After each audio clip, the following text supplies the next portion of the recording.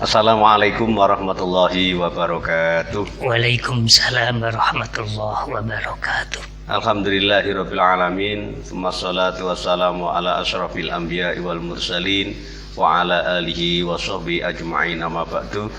Hadratal muhtaramin, para alim yang kami taati, wabil khusus yang tengah hadir di tengah-tengah kita bersama, Al-Mukarram Kiai Haji Saiful Anam. Assalamualaikum Kiai. Waalaikumsalam warahmatullahi wabarakatuh. Para pemirsa NU TV Duren yang dirahmati Allah, selamat bertemu kembali dengan NU TV Duren yang disupport oleh Nuker Lazisnu, LTN NU dan LDNU MBJ NU Kecamatan Duren.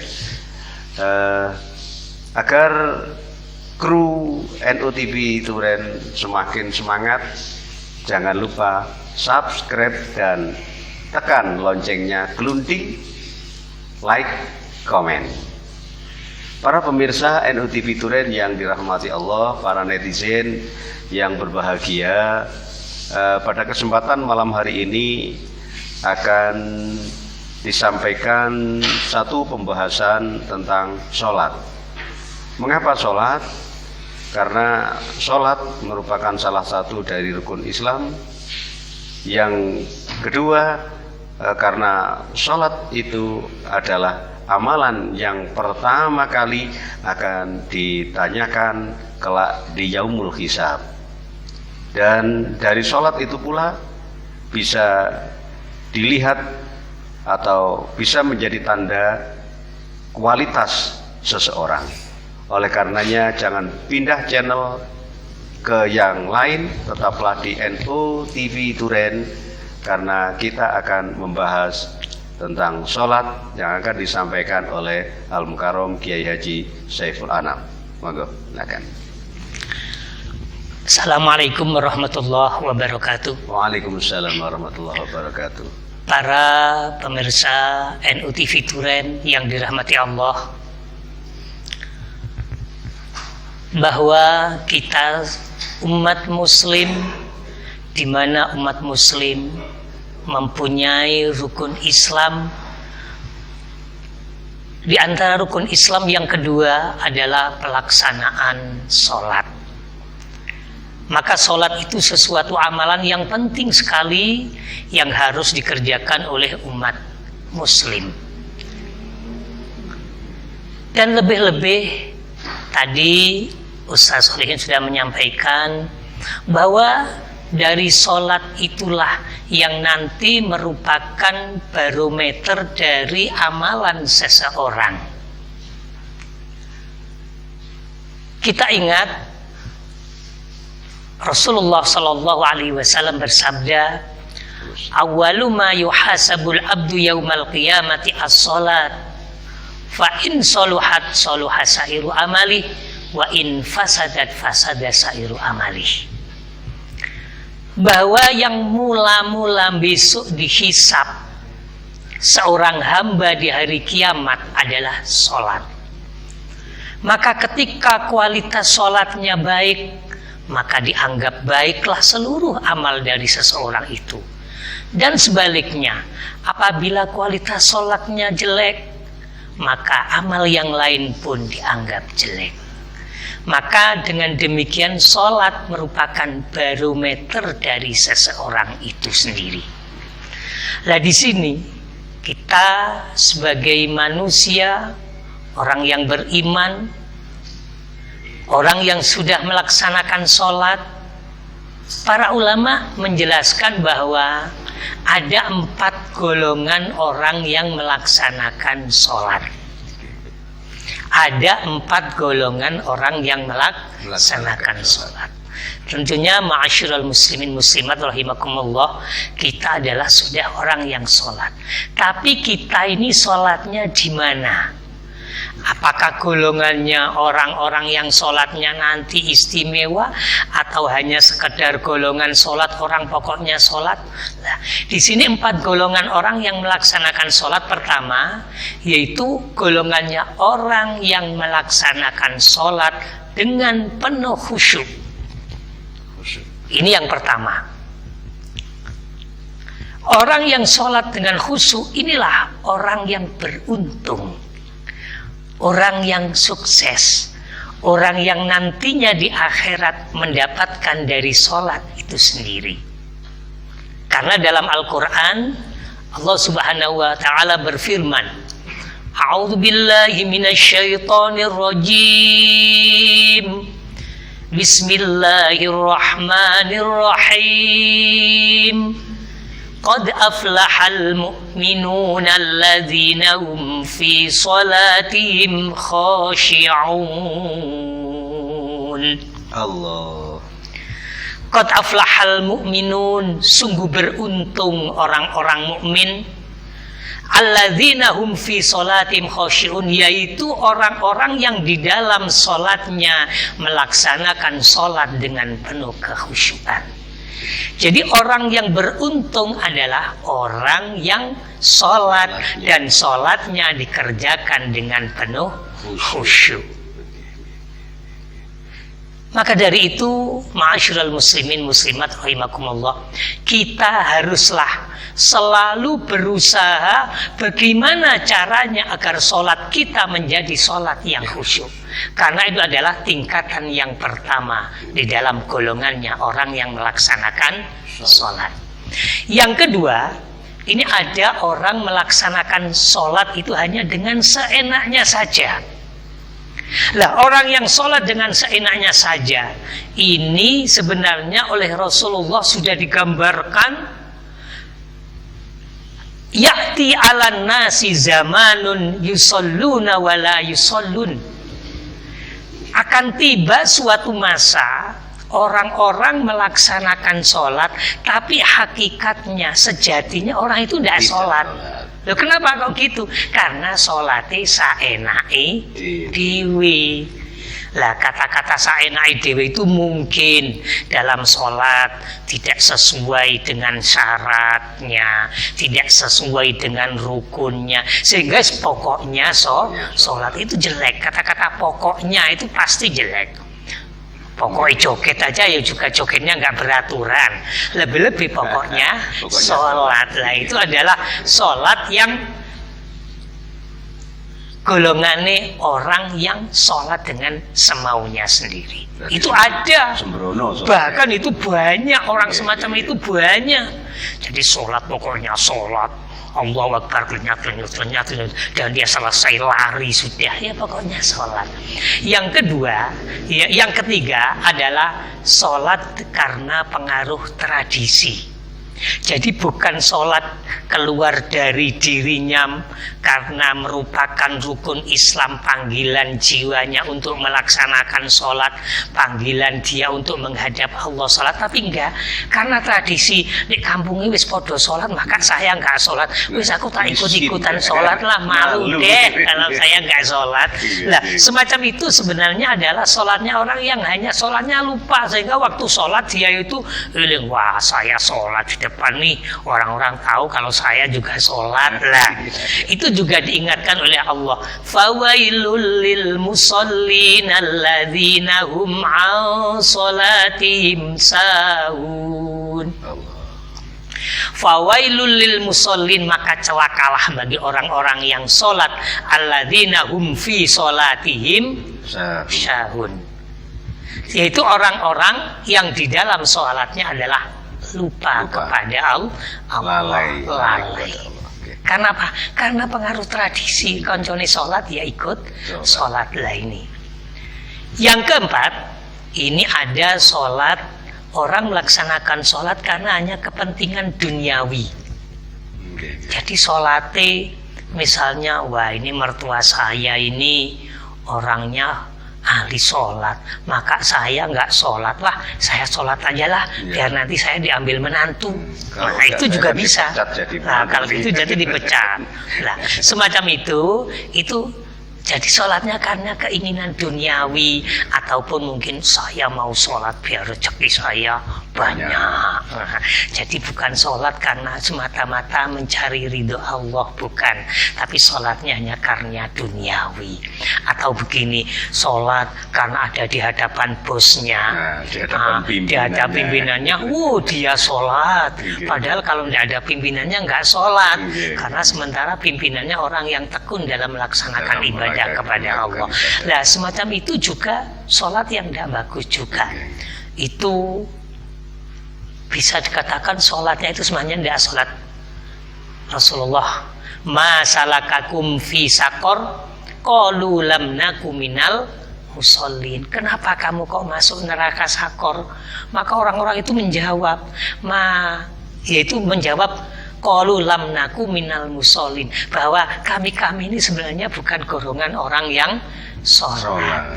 Jadi karena apa? Sajane nggak sholat, tapi karena pimpinannya sholat, karena ingin dinaikkan tingkatannya, pangkatnya, maka dia juga ikut-ikut sholat. Kelihatannya mengamalkan sholat, tapi sebenarnya dia tidak sholat. Nah, itulah yang kami sampaikan, sehingga dengan sholat yang sangat penting, dan di situ ada beberapa tingkatan. Tingkatan yang pertama adalah orang yang beruntung, orang yang sholat dengan penuh khusyuk. Nah ini Yai, tentang khusyuk ini sering kita dengar. Sebetulnya apa sih yang dimaksud dengan khusyuk itu? Oh iya, khusyuk wal khusyuk fi sholat. Jadi khusyuk di dalam sholat ya. Wal khusyuk fi sholat wa hudurul qalbi fiha baina yadayillahi ta'ala. Yaitu hudurul qalbi, hadirnya hati dia di dalam sholat, bahwa dia baina yadai, di hadapan Allah Subhanahu wa ta'ala. Jadi pada waktu sholat dia itu ingat bahwa dirinya itu melaksanakan sholat, bahkan dia itu ada di hadapan Allah. Loh, ingat kepada Allah di hadapan Allah bagaimana? Mahabbatanlah, karena dia cinta kepada Allah. Terus wa ijlalan, dan dia mengagungkan kepada Allah. Dan selanjutnya wa khaufan min iqabihi, dan dia takut karena siksanya Allah. Dia takut pada siksanya Allah, wa rubatan fi sawabi, dan dia itu senang, ingin akan mendapat pahala dari Allah. Lah, seperti itulah yang nanti orang yang melaksanakan sholat dengan khusyuk. Jadi hatinya hadir pada waktu sholat. Tapi pada waktu sholat itu tidak ingat apa-apa. Yang diingat hanyalah dia di hadapan Allah, takut kepada Allah, mengharap ridho Allah, cinta kepada Allah, takut kepada siksa, dan senang akan pahala Allah. Itulah sholat yang dilaksanakan dengan khusyuk. Lah ini bagaimana ini sekarang khusyuk ini, kita ini bisa melaksanakan khusyuk apa enggak? Khusyuk itu berarti posisinya ada di dalam hati. Di dalam hati seseorang. Hanya saja nanti dalam khusyuk itu juga karena hati itu bisa dilihat dari dohir ya dulu alal batin. Tadi lewis dohire batine api, nantinya juga dohirnya akan kelihatan baik. Lek wong sholatnya khusyuk, pasti kelihatan dari sholatnya itu pun juga kelihatan baik, semacam itu. Di samping khusyuk, saya pernah dengar itu, jadi sholat itu harus secara jasmaniahnya anteng, posisinya benar. Iya. Itu apa istilahnya itu, khuduk atau apa itu ya kalau katakanlah posisinya kalau takbir berdiri ya dengan tegak. Nah, itu ya harus sesuai dengan tatanannya. Kan sholat pertama kan syariatnya kan harus gitu, harus dohirnya harus sesuai dengan syarat dan rukunnya. Tapi kalau kita sudah berbicara tentang khusyuk, itu adalah urusan hati. Lah sekarang gini, bagaimana caranya agar kita ini bisa khusyuk. Nah ini penting ini. Sebab-sebab bagaimana kita kok bisa khusyuk, ini kan penting. Sering kita bicarakan sholat itu yang fokus adalah khusyuk. Nah, khusyuknya sudah jenengan jelaskan. Nah, cuma bagaimana untuk meraih khusyuk itu sendiri ya terima kasih. Terima kasih. Itu. Karena khusyuk itu yang menentukan akan kualitas sholat itu sendiri kan khusyuk. Nah, di sini para ulama itu menjabarkan, ada ulama yang arif billah, bukan ulama sekal, ulama bahkan ulama abal-abal, itu bukan ya. Jadi yang memang ulama arif billah itu ada sebab-sebab yang menyebabkan orang sholat itu bisa khusyuk. Pertama apa? Al-imanu shadiq wal i'tiqadul jazim. Pertama yaitu iman yang shadiq, yang benar, dan juga i'tiqad yang tertancap di dalam sanubari. Jadi keyakinan yang tertancap dan iman yang baik itu pertama. Jadi orang itu imannya betul-betul benar iman dalam hati. Abang-abangi lambe. Lah, bukan abangi lambe. Kita kan ingat, iman itu adalah apa? Al-iqraru bil lisan. Jadi inqiyadun bil qalbi wa qaulun bil lisani wa adaun bil arkani. Yakin dengan hati, mengucapkan dengan lisan, melakukan dengan anggota badan. Lah, berarti dari iman itu sudah nanti kelihatan. Jadi imannya pertama harus benar-benar. Yang kedua harus i'tiqadnya benar, tertancap dalam sanubari. Yang kedua, untuk mencapai sholat itu bisa khusyuk. Yang kedua, al-iktsaru min qiraatin wal dzikri wal istighfar, yaitu kita memperbanyak membaca Al-Quran, yang juga membaca zikir, juga memperbanyak beristighfar kepada Allah. Nah ini, jadi yang kedua harus semacam itu. Jadi kalau kita ingin sholatnya khusyuk, kita harus memperbanyak membaca Al-Quran. Yang kedua, memperbanyak membaca zikir. Zikir banyak macamnya, afdhalul dzikri la ilaha illallah, dan lain-lain. Baca termasuk asmaul husna, dan itu semua adalah zikir. Kalimat-kalimat thayyibah, kalau ada orang meninggal, inna lillahi wa inna ilaihi raji'un, itu termasuk zikir. Dan yang ketiga, memperbanyak istighfar kepada Allah. Itu adalah yang kedua, memperbanyak semacam itu. Yang ketiga adalah dawamul muhasabah wal muraqabah. Nah ini, kita adalah dawamu, selalu kita bermuhasabah pada diri sendiri, menghitung, melihat akan pekerjaan diri sendiri. Introspeksi diri, harus selalu muhasabah dan muraqabah. Kita selalu merasa kecil di hadapan Allah. Yang besar hanyalah Allah. Kita adalah hamba yang dhaif, yang kecil, yang lemah, yang tidak punya kelebihan apapun. Itu yang menyebabkan khusyuk yang ketiga. Yang keempat, ini banyak sekali. Jadi banyak mungkin nggak kami sampaikan secara keseluruhannya.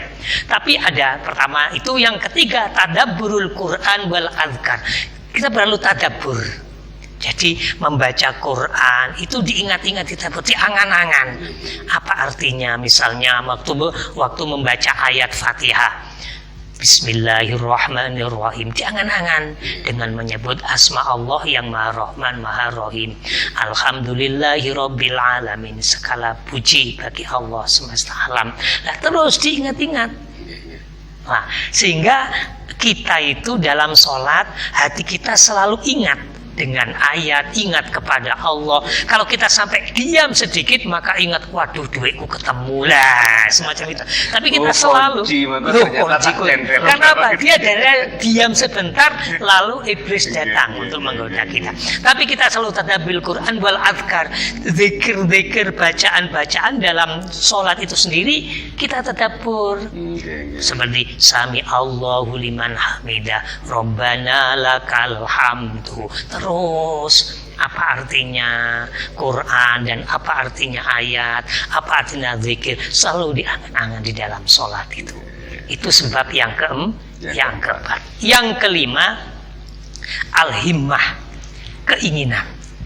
Jadi orang kalau ingin sholatnya khusyuk harus dia punya keinginan untuk suluk, wa hudurul korbi, dan hatinya juga hadir. Jadi kalau diajak sholat terus gak punya keinginan untuk khusyuk, mau khusyuk kemana?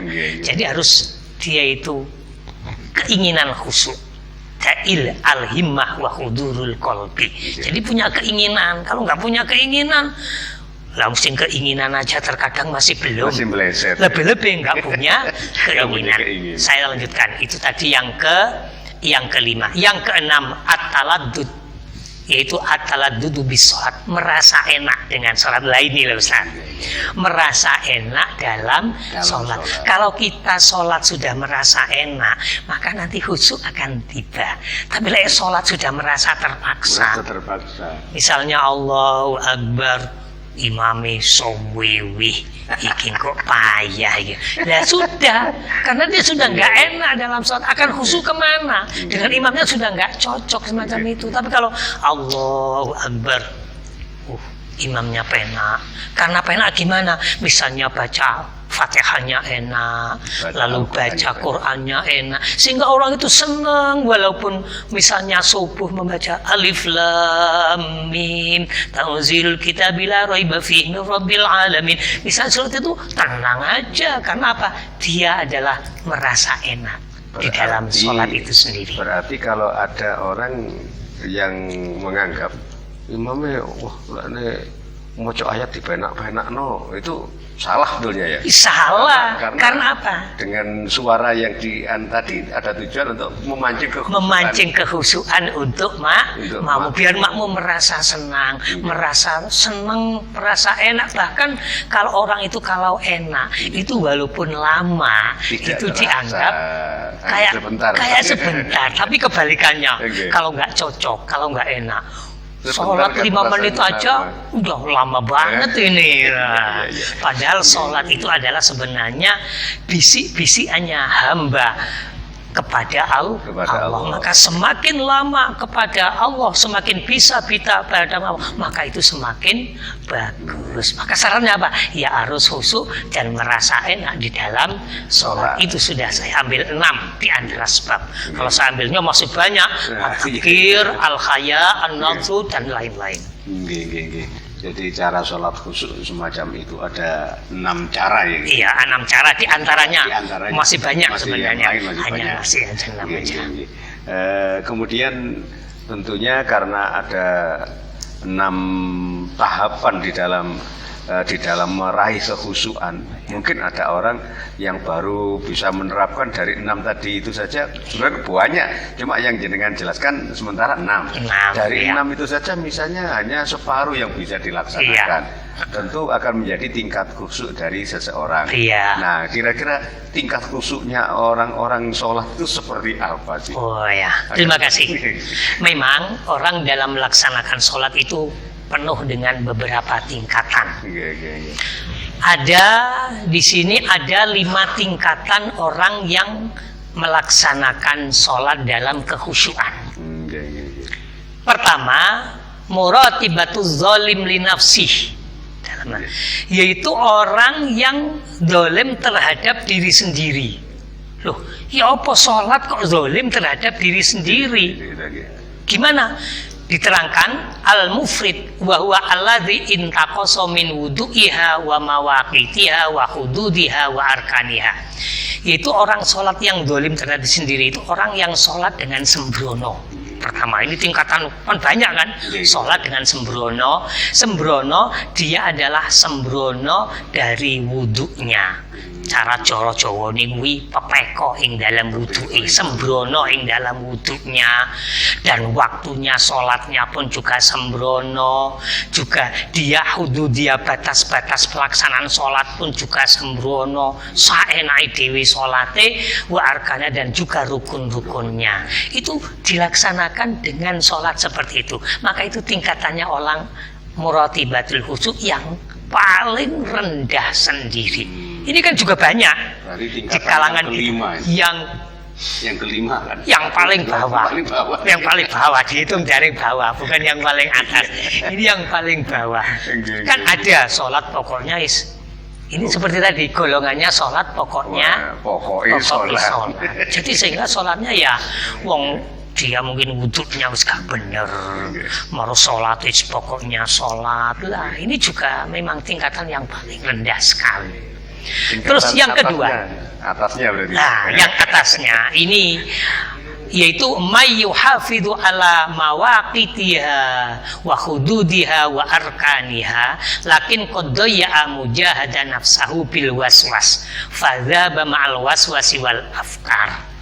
Yang kedua yaitu orang sholat, dia sholatnya itu sudah menjaga kepada waktunya. Nah, waktunya sudah dijaga yang kedua ini.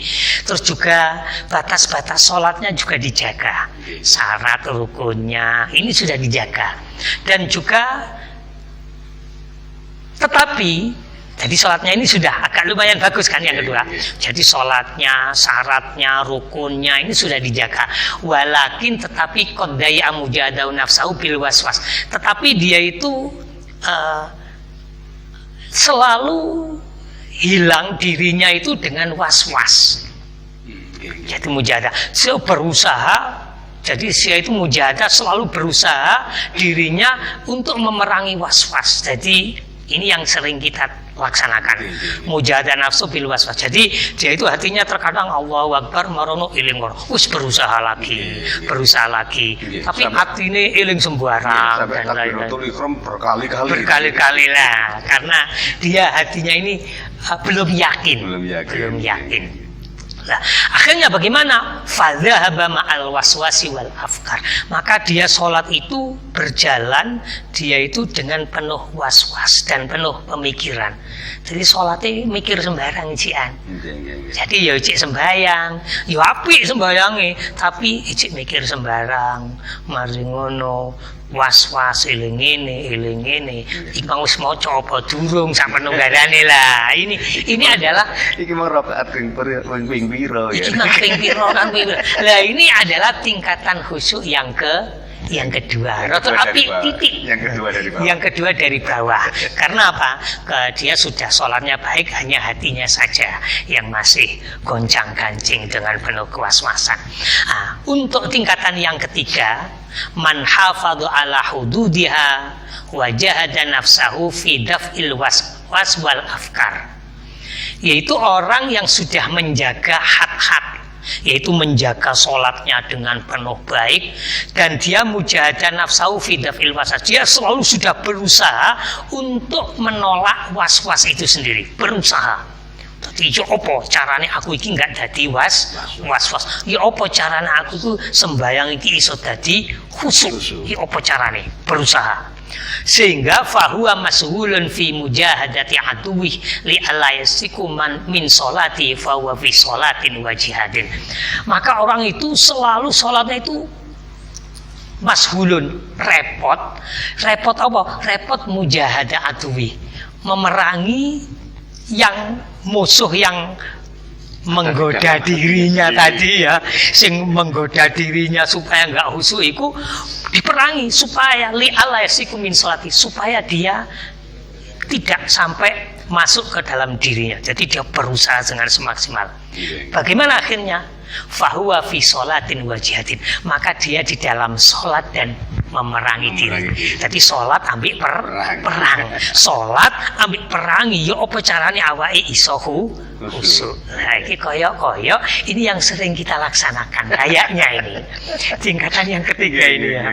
Kita kan berusaha sampai ihdinas siratal mustaqim. Seperti itu.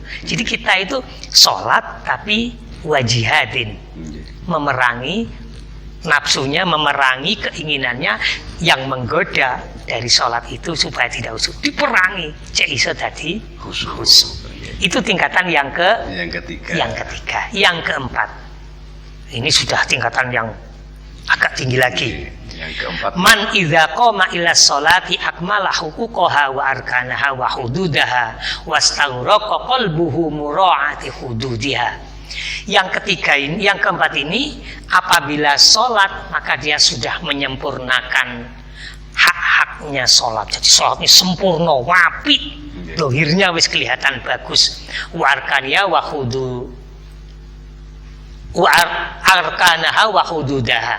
Jadi sholatnya udah dalam dohirnya wis kelihatan bagus, rukunnya bagus, sujudnya bagus, fatihahnya juga bagus, baca suratnya bagus.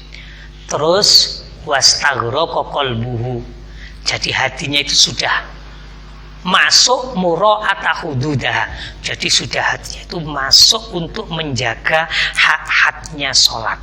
Jadi hatinya sudah masuk untuk menjaga dirinya dalam melaksanakan sholat. Sudah masuk hatinya. Terus maksudnya bagaimana? Hatinya itu istighraq, masuk dalamnya. Li alla yudaya'u minha syai'un, supaya hatinya ini enggak sampai lepas dari sholat itu sendiri. Jadi jaga hatinya supaya enggak sampai lepas dari sholat. Orangnya gahwas tapi supaya enggak lepas dari sholat. Ini sudah kelasnya tinggi. Bahkan balhamu kullu masufun ila iqamatiyah. Bahkan himmahnya, keinginannya dia itu sudah masuk ke dalam sholat itu sendiri, sudah masuk ke dalam sholat. Wis dadi awake dohiri sholat, batine ya wis melok sholat. Ini tingkatan yang keberapa tadi? Yang keempat. Masih keempat. Ada lagi masih tingkatan yang kelima. Gimana? Yaitu man idza qama ila sholati qama ilaiha kadzalik. Yaitu apabila dia melaksanakan sholat, maka dia melaksanakan seperti orang yang sudah menyampurnakan hak-haknya sholat. Terus jadi sholat itu wapi dohirnya batik, terus batinnya juga sudah masuk di dalam sholat. Wa wado'ahu baina yaday rabbahu subhanahu wa ta'ala, dan dia sudah meletakkan dirinya di hadapan Allah subhanahu wa ta'ala. Ini jadi dia sudah sholatnya bagus dan lain, sudah merasa dalam sholat, dan dia merasa di hadapan Allah subhanahu wa ta'ala. Tapi berat ya untuk wah ini karena ini adalah tingkatan yang kelima, naziru biqalbihi ilaihi. Dia adalah melihat dengan hatinya kepada Allah subhanahu wa ta'ala. Loh, kalau sudah sholat semacam ini sholatnya, kalau mungkin kita bisa sering mendengar Sayyidina Ali kalau sholat, bahkan apa itu waktu ditusuk, dicabut panahnya, dicabut, dia mau sholat dulu lah. Karena apa? Dia sudah sholat, di dalam sholat sudah hanya merasa dia berhadapan kepada Allah. Padahal kita ingat, besok itu di akhirat katanya nikmat yang paling luar biasa, nikmat apabila berjumpa dengan Allah. Karena apa? Allah adalah yang menciptakan kita, Allah adalah zat yang luar biasa, maka itu yang belum pernah dilakukan dengan mata, maka itu nikmat yang luar biasa. Sementara itu orang yang kelima ini dia sudah merasa berhadapan dengan Allah subhanahu wa ta'ala. Subhanallah. Begitu banyak keterangannya dan para pemirsa, kiranya penjelasan dari Kiai Haji Saiful Anam tentang sholat khusyuk sudah begitu gamblang. Mengingat waktunya yang terbatas, maka sebagai penutup agar apa yang disampaikan menjadi ilmu yang manfaat, monggo ditunggangi. Ya, marilah kita berdoa kepada Allah.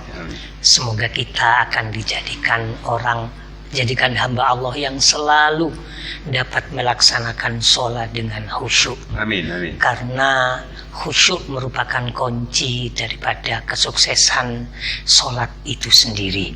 Dan marilah semoga kita dijadikan orang-orang yang ahli ibadah kepada Allah subhanahu wa ta'ala. Bismillahirrahmanirrahim. Wassalatu wassalamu ala sayyidina Muhammad walhamdulillahi rabbil alamin.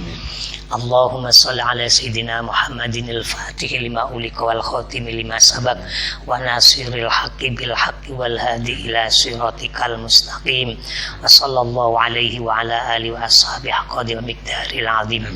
Allahumma ja'al lana wa auladana wa jami' talamidina min ahli ilmi wa ahli tuqa wa ahli shalah wa ahli jamaah wa ahli ibadah wa ahli zakat wa ahli jannah wa la taj'alna wa iyyahum min ahli syarri wa ahli fitnah wa ahli dhair bi rahmatika ya arhamar rahimin.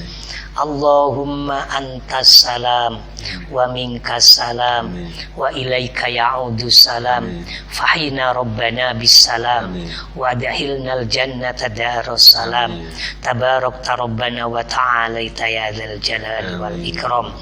Allahumma taqabbal minna salatana siyamana qiyamana ruku'ana sujudana tasbihana wa tadarru'ana wa la tadrib biha wujuhana ya ilahana wa ya khairan nasirina bi rahmatika ya arhamar rahimin. Allahumma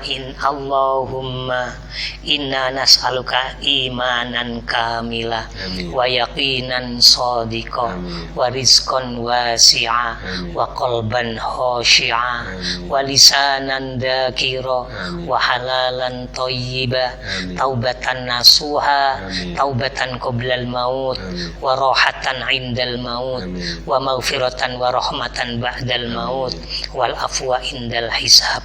Rabbana atina fid dunya hasanah wa fil akhirati hasanah wa qina adzabannar ya aziz ya ghaffar ya rabbal alamin.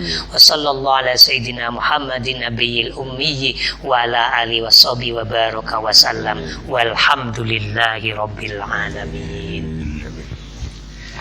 Para pemirsa yang dirahmati Allah, demikian bahasan sholat yang dikaitkan dengan sholat khusyuk, cara meraih kehusyukan dalam sholat dan beberapa tingkatan khusyuk di dalam sholat sudah diuraikan dengan gamblang oleh Al-Mukarram Kiai Haji Saiful Anam. Terima kasih Kiai Saiful yang sudah menyampaikannya. Dan para pemirsa yang dirahmati Allah, kiranya demikian, ada salah khilafnya kami mohon maaf yang sebesar-besarnya. Dan tuku duren nang warungi yu jaina NU TV Duren memang mantap. Wassalamualaikum warahmatullahi wabarakatuh.